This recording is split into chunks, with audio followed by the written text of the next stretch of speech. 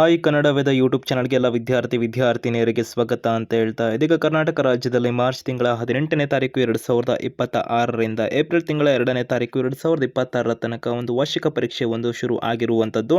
ವಿದ್ಯಾರ್ಥಿಗಳಿಗೆ ಇಂದಿನಿಂದ ಒಂದು ಪರೀಕ್ಷೆಗಳು ಶುರುವಾಗಿದ್ದು, ಸೊ ಪರೀಕ್ಷಾ ಒಂದು ಆರಂಭದ ಬೆನ್ನಲ್ಲೇ ಕರ್ನಾಟಕ ರಾಜ್ಯ ಶಾಲಾ ಶಿಕ್ಷಣ ಇಲಾಖೆ ಕಡೆಯಿಂದ ಒಂದು ಫಲಿತಾಂಶಕ್ಕೆ ಸಂಬಂಧಪಟ್ಟಂತೆ ಮುಹೂರ್ತ ಕೂಡ ಫಿಕ್ಸ್ ಆಗಿದೆ ಅಂತ ಹೇಳ್ಬೋದಾಗಿರುವಂಥದ್ದು. ಈ ದಿನದಂದು ಫಲಿತಾಂಶವನ್ನು ಪ್ರಕಟ ಮಾಡ್ತೇವೆ ಅಂತ ಶಿಕ್ಷಣ ಇಲಾಖೆ ಕಡೆಯಿಂದನೂ ಅಧಿಕೃತ ಮಾಹಿತಿಯನ್ನು ಪ್ರಕಟ ಮಾಡುವಂಥದ್ದು. ಕಂಪ್ಲೀಟ್ ಮಾಹಿತಿನ ವಿಡಿಯೋದಲ್ಲಿ ತಿಳ್ಕೊಂಡು ಬರ್ತಾರೆ. ಹೆಚ್ಚುವರಿ ಅಪ್ಡೇಟ್ಸ್ ಇನ್ಫಾರ್ಮೇಷನ್ ಮಾಹಿತಿನ SLC ಒಂದು ಪರೀಕ್ಷೆಗಳಾಗಿರ್ಬೋದು, ರಿಸಲ್ಟ್ ಆಗಿರ್ಬೋದು, ಪರೀಕ್ಷೆ ಎರಡಕ್ಕೆ ಸಂಬಂಧಪಟ್ಟಂತೆ ಆಗಿರ್ಬೋದು, ಈ ಥರ ಎಲ್ಲ ಅಪ್ಡೇಟ್ಸ್ ಇನ್ಫಾರ್ಮೇಷನ್ ಮಾಹಿತಿಗಳನ್ನು ಕ್ವಿಕ್ ಆಗಿ ವೇಗವಾಗಿ ಪಡ್ಕೊಳ್ಳೋದಕ್ಕೆ ಕನ್ನಡ ವೇದ ಯೂಟ್ಯೂಬ್ ಚಾನಲ್ಗೆ ಸಬ್ಸ್ಕ್ರೈಬ್ ಆಗ್ಬೋದು. ಬೆಲ್ ಐಕನ್ ಕೂಡ ಕ್ಲಿಕ್ ಮಾಡ್ಬೋದು. ಇದು ಫ್ರೀ ಕೂಡ ಆಗಿರುತ್ತೆ. ನಾವು ವಿಡಿಯೋ ಅಪ್ಲೋಡ್ ಮಾಡಿದ ತಕ್ಷಣ ಬೇಗ ನೋಡಲು ಸಬ್ಸ್ಕ್ರೈಬ್ ಆಗಿ ಬೆಲ್ ಐಕನ್ ಕ್ಲಿಕ್ ಮಾಡಿದಾಗ ಬೇಗ ನೋಟಿಫಿಕೇಶನ್ ಪಡ್ಕೊಂಡು ನೀವು ವಿಡಿಯೋಸ್ ನೋಡ್ಬೋದಾಗಿರುತ್ತೆ. ನೋಟಿಫಿಕೇಶನ್ ಬಂದಿಲ್ಲ ಅಂದರೂ ಕೂಡ ಕನ್ನಡ ವೇದ ಯೂಟ್ಯೂಬ್ ಚಾನಲ್ ದಿನನಿತ್ಯ ಚೆಕ್ ಮಾಡೋದ್ರ ಮುಖಾಂತರ ಮಾಹಿತಿನ ಪಡ್ಕೊತಾ ಇರ್ಬೋದಾಗಿರುತ್ತೆ. ಹಾಗೆ ಈ ವಿಡಿಯೋ ಡಿಸ್ಕ್ರಿಪ್ಷನಲ್ಲಿ ಕನ್ನಡ ವೇದ ಆಫಿಷಿಯಲ್ ಒಂದು ವೆಬ್ಸೈಟ್ ಆಗಿರ್ಬೋದು, ಟೆಲಿಗ್ರಾಮ್ ಆಗಿರ್ಬೋದು, ಇನ್ಸ್ಟಾಗ್ರಾಮ್ ಎಲ್ಲ ಲಿಂಕ್ ಕೂಡ ಇರುತ್ತೆ.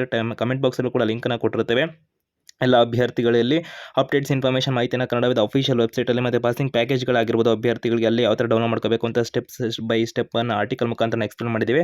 ಮತ್ತು ಈ ಥರ ಎಲ್ಲ ಒಂದು ಕ್ವಿಕ್ ಇನ್ಫಾರ್ಮೇಷನ್ ರಿಸಲ್ಟ್ಗೆ ಸಂಬಂಧಪಟ್ಟಂತೆ ಎಲ್ಲ ಮಾಹಿತಿಗಳು ಬೇಗನೆ ಸಿಗ್ತಿರುತ್ತೆ ಕನ್ನಡದ ಅಫಿಷಿಯಲ್ ವೆಬ್ಸೈಟಲ್ಲಿ ಅಂತಲೂ ಕೂಡ ಹೇಳ್ತಾ ಇವರು ಡಿಸ್ಕ್ರಿಪ್ಷನ್ ಲಿಂಕ್ ಇರುತ್ತೆ. ಕಮೆಂಟ್ ಬಾಕ್ಸಲ್ಲಿ ಕೂಡ ಚೆಕ್ ಕೂಡ ಮಾಡಬಹುದು ಅಂತ ಹೇಳ್ತಾ ಒಂದೊಂದಾಗಿ ಮಾಹಿತಿನ ತಿಳ್ಕೊಳ್ಳೋದರ ಅಭ್ಯರ್ಥಿಗಳಿಗೆ SLC ವಿದ್ಯಾರ್ಥಿಗಳಿಗೆ ಈ ಬಾರಿ ಕರ್ನಾಟಕ ರಾಜ್ಯದಲ್ಲಿ ಒಂದು ಪರೀಕ್ಷೆಗಳು ಶುರುವಾಯಿತು ಅಂತ ಹೇಳ್ಬೋದಾಗಿದ್ದು, ಸೊ ರಾಜ್ಯದ ಈ 2870 ಪರೀಕ್ಷಾ ಕೇಂದ್ರಗಳಲ್ಲಿ 2026ರ SLC ಪರೀಕ್ಷೆ ಒಂದು ಮಾರ್ಚ್ ತಿಂಗಳ 18, 2026ರಿಂದ ಶುರು ಕೂಡ ಆಗಿದ್ದು, ಸೊ ಅಭ್ಯರ್ಥಿಗಳಿಗೆ ಮೊದಲ ಒಂದು ಪರೀಕ್ಷೆ ಏನಿತ್ತಲ್ಲ ಸುಸೂತ್ರವಾಗಿ ನಡೀತು ಅಂತ ಹೇಳ್ಬೋದಾಗಿದ್ದು, ಪರೀಕ್ಷಾ ಕೇಂದ್ರಗಳಿಗೆ ಸೂಕ್ತ ಪೊಲೀಸ್ ಬಂದೋಬಸ್ತ್ ವ್ಯವಸ್ಥೆ ಆಗಿರ್ಬೋದು, ನಂತರದಲ್ಲಿ ಭಯಮುಕ್ತವಾಗಿ ವಿದ್ಯಾರ್ಥಿಗಳಿಗೆ ಪರೀಕ್ಷೆನ ಬರೀಲಿ ಅಂತ ಎಲ್ಲ ರೀತಿಯಾದಂಥ ಒಂದು ಶುಭ ಹಾರೈಕೆಗಳನ್ನು ಶಾಲಾ ಪರೀಕ್ಷೆ ಮತ್ತು ಮೌಲ್ಯ ನಿರ್ಣಯ ಮಂಡಳಿ ಕಡೆಯಿಂದನೂ ಹಾರೈಸಿದರು. ಮತ್ತು ನಾವು ಕೂಡ ಮಾಹಿತಿನ ತಿಳಿಸಿದ್ವಿ, ನಾವು ಕೂಡ ಹಾರೈಕೆಯನ್ನು ಕೊಟ್ಟಿದ್ವಿ. ಸೊ ಇದೀಗ ಅಭ್ಯರ್ಥಿಗಳಿಗೆ ಒಂದು ಪರೀಕ್ಷಾ ಫಲಿತಾಂಶಕ್ಕೆ ಸಂಬಂಧಪಟ್ಟಂತೆ ಈ ಬಾರಿ ಪರೀಕ್ಷೆನ ಬರೆದಂಥ ವಿದ್ಯಾರ್ಥಿಗಳ ಸಂಖ್ಯೆಯನ್ನು ಇಲಾಖೆ ಹಂಚಿಕೊಂಡಿದ್ದು, ಸೊ ದಾಖಲೆ ಪ್ರಮಾಣದಲ್ಲಿ 9 ಲಕ್ಷ ಅಂತಕ್ಕಂಥ ಸುದ್ದಿಗಳಿತ್ತು. ಆ ನಂತರದಲ್ಲಿ ಸಾಕಷ್ಟು ಅಭ್ಯರ್ಥಿಗಳಿಗೆ ಹಾಜರಾತಿಯ ಕೊರತೆಯಿಂದಾಗಿ ಅಂದರೆ 75% ಅಟೆಂಡೆನ್ಸ್ ಇರಬೇಕಿತ್ತು. ನಂತರದಲ್ಲಿ ಅಭ್ಯರ್ಥಿಗಳಿಗೆ ಇಲಾಖೆ ಕಡೆಯಿಂದ ಮಾಹಿತಿನ ಕೊಟ್ಟಿದ್ರು. ಅಂದರೆ ಕೆಲವೊಂದು ಪ್ರೈವೇಟ್ ಅಭ್ಯರ್ಥಿಗಳು ಫೀಸನ್ನು ಪೇ ಮಾಡದಿರುವಂಥದ್ದಾಗಿರ್ಬೋದು.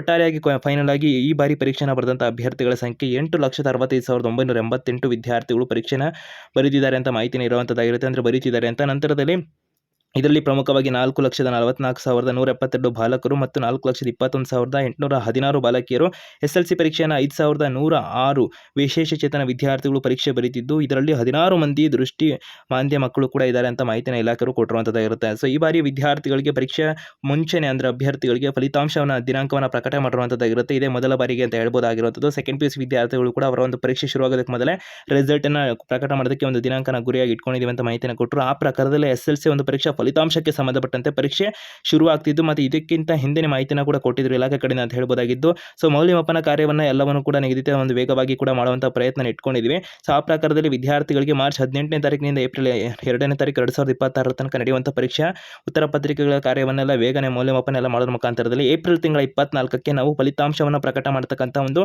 ಗುರಿಯನ್ನು ಹೊಂದಿದ್ದೀವಿ ಅಂತ ಶಿಕ್ಷಣ ಇಲಾಖೆ ಕಡೆಯಿಂದ ಇದೀಗ ಮಾಹಿತಿಯನ್ನು ಕೊಟ್ಟಿರೋದಾಗಿರುತ್ತೆ. ಅಂದರೆ ಅಭ್ಯರ್ಥಿಗಳಿಗೆ ಏಪ್ರಿಲ್ 24, 2026ರಂದು ಫಲಿತಾಂಶವನ್ನು ನಿರೀಕ್ಷೆ ಮಾಡಬಹುದಾಗಿರುತ್ತೆ. ಸಂಭಾವಿ ದಿನಾಂಕ ಅಂತ ಕರ್ನಾಟಕ ಶಾಲಾ ಪರೀಕ್ಷೆ ಮತ್ತು ಮೌಲ್ಯ ನಿರ್ಣಯ ಮಂಡಳಿಯ ಒಂದು ಸಚಿವರು ಕೂಡ ಮಾಹಿತಿನ ತಿಳಿಸಿರುವಂಥದ್ದಾಗಿರುತ್ತೆ. ಶಿಕ್ಷಣ ಸಚಿವರಾಗಿರುವಂಥ ಮಧು ಬಂಗಾರಪ್ಪನವರು ಕೂಡ ಈ ಕುರಿತು ಅಧಿಕೃತ ಮಾಹಿತಿನ ಕೂಡ ತಿಳಿಸಿದ್ದಾರೆ. ಸೊ ಏಪ್ರಿಲ್ 24ನೇ ತಾರೀಕಿನಂದು ಎಲ್ಲ ವ್ಯಾಲ್ಯೂಯೇಷನ್ ಎಲ್ಲ ಕಂಪ್ಲೀಟ್ ಆದಂಥ ಸಂದರ್ಭದಲ್ಲಿ ರಿಸಲ್ಟನ್ನು ಕೊಡುವಂಥ ಗುರಿನ ಹೊಂದಿದ್ದೀವಿ ಅಂತ ಮಾಹಿತಿನ ಕೊಟ್ಟಿದ್ದಾರೆ. ವ್ಯಾಲ್ಯೂಯೇಷನ್ ಆಧಾರದ ಮೇಲೆ ಇದೆಲ್ಲ ಅವಲಂಬನೆ ಆಗುತ್ತೆ. ಆಲ್ಮೋಸ್ಟ್ ಅಭ್ಯರ್ಥಿಗಳಿಗೆ ಏಪ್ರಿಲ್ ತಿಂಗಳಲ್ಲಂತೂ ರಿಸಲ್ಟ್ ಅಂತೂ ಕೊಡ್ತಾರೆ ಕೊನೆ ವಾರದ ಒಳಗಡೆ ಅಂತ ಹೇಳ್ಬೋದಾಗಿದ್ದು, ಹೆಚ್ಚುವರಿ ಅಪ್ಡೇಟ್ಸ್ ಇನ್ಫಾರ್ಮೇಷನ್ ಬಂದಾಗ ಕನ್ನಡ ವೇದ ಯೂಟ್ಯೂಬ್ ಚಾನಲ್ ನಿಮಗೆ ಮಾಹಿತಿನ ಕೊಡ್ತಿರ್ತೀವಿ. ಅದಕ್ಕೆ ಚಾನಲ್ಗೆ ಸಬ್ಸ್ಕ್ರೈಬ್ ಆಗ್ಬೋದು, ಬೆಲ್ ಐಕನ್ ಕ್ಲಿಕ್ ಮಾಡಬಹುದಾಗಿರುತ್ತೆ.